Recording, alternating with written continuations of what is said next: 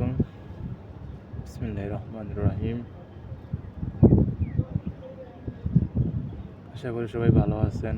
আমি আলহামদুলিল্লাহ ভালো আছি। আর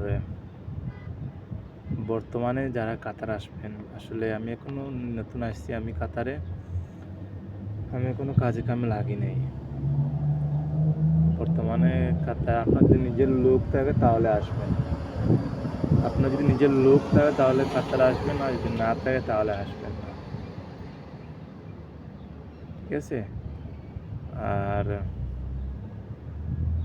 দেখেন, আমি এখানে বসে আছি প্রায় আজকে